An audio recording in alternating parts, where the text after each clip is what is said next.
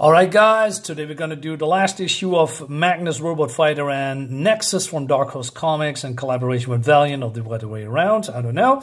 Cover by Steve Root. And I must say, I lost this. I couldn't find it anywhere. I wanted to do this review a little bit earlier, but I couldn't find it.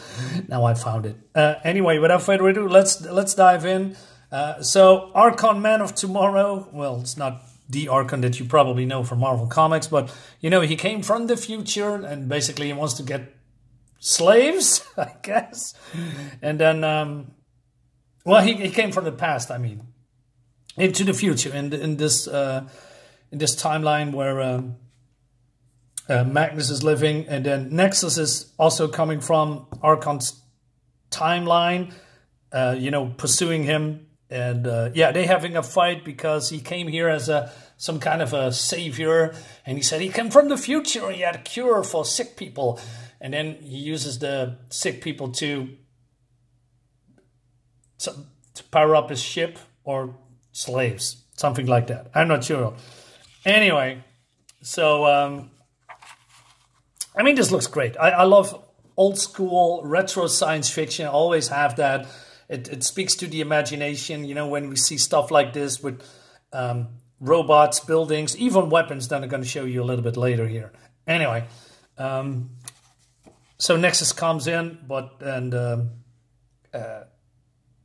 Archon, he says, hey, you deal with these robots in the meantime, right? And but then I forgot this name. Is Laya, something? I don't know. It's the girlfriend of Magnus in this flying contraption. What is your hand doing on his butt? So it puts on some flying harness with the robot smashing prosthesis. Not that he really needs this. I mean, he's Magnus Robot Fighter. He's trained to deal with robots. Anyway, so he says, hey, you concentrate on Archon and I watch your back.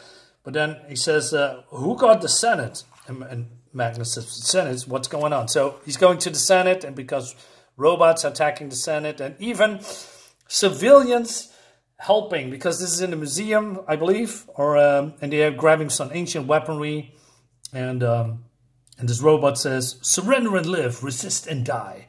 Archon's voice. Of course, all robots are now my eyes, my ears, my fists. And then Magnus's girlfriend comes in and shoots the robot. I mean, look at this great looking science fiction weapon. You know, here as well, it's the signature of this universe. Very cool. So the Senate are, you know, a little bit in you know, don't know what to do because the weapons are, you know, not usable anymore, and the robots are, you know, hammering on the main gate. So one of the senators says, what now, Robot Fighter? Your plan has been a bust. The bomb busts in the Hall of Presidents. And they destroy the robots with the busts. All right. And meanwhile, Nexus is trying to stop Archon. And he's, I believe, Archon is drawing on the North IM power grid source. So he absorbing the power of the Archon, of the AM tower, and then blast the robot. You know, this. Well, it's a ship, by the way, that can change into a robot. And, well, he's not defeating Archon. But what happens is that because he is drawing all the power from the tower that powers the city, people are dying, and even in the hospitals, in this, you know, floating tubes. Millions of people are trapped in various forms of transportation. Even satellites falling from the orbit. And even Nexus himself as well, because, you know, it was a big jolt. I mean, look at these robots, like they're, you know, corpses and fallen soldiers. Looks really cool. Magnus and his girlfriend sees that, but then he says, well, hey, we need to grab some volunteers. And then using some kind of a tapestry from the Grateful Dead, it was some kind of a 60s, 70s rock band, I believe. So while he's falling, they all have the time to, you know, get in there, pick the tapestry, roll it out. Okay, that's a little bit, I mean, is he floating in the air? So saving Nexus. Nice catch. And how long before the power is restored, he says. Could be ours. Power comes from the fusion reactors at the South Pole. But then Nexus, I don't know what the extent of his powers, by the way. I know he's pretty powerful, but I'm not sure what his power set is. But it seems he has dreams about Archon, how to, defeat him. But his dreams are incomplete, so he needs more info about him. And then she says Poppy. Well, Poppy is this girl from the first issue of this 2-part book. And she knows who Nexus is. And she is also have dreams about him. And then he says, will you share your dreams with me? So it seems that this woman is an empathel, which I believe short is for empath and telepathic. Could be. And then we see the past. Now, what I think what this is some kind of a, I don't know, mining station. And Archon's getting a visit from the inspection. And one of these guys, he says, the Minister Grebe assured me I'd paid him over 1 million credits. How is that possible? Grebe's been arrested. He's giving us up. So I believe he had some illegal mining slaves in there to do, in this ice mines. And I don't know, the authority doesn't like that. So he's using, robots and gas and Archon and drives the miners and their families into the caves beneath the station. So he wants to hide them. Doesn't really work, I guess, because the authority comes here and destroys this facility. But Arkham was smart. He has some kind of a force field that, he uses so he couldn't be detected. So he goes into the ice mines where all of these slaves are died because of the freezing, right? And then he uncovered a steady source of protein. Archon remained in the case for eons, develop on his mental powers and hatching his insane revenge. I will travel to the future, recruit the miners I need, and the technology to control them. Why would you go into the future to get miners? I mean, can't you go anywhere to get miners? I mean, even in your own timeline? I mean, the station is part of a world, right? That's probably inhabited.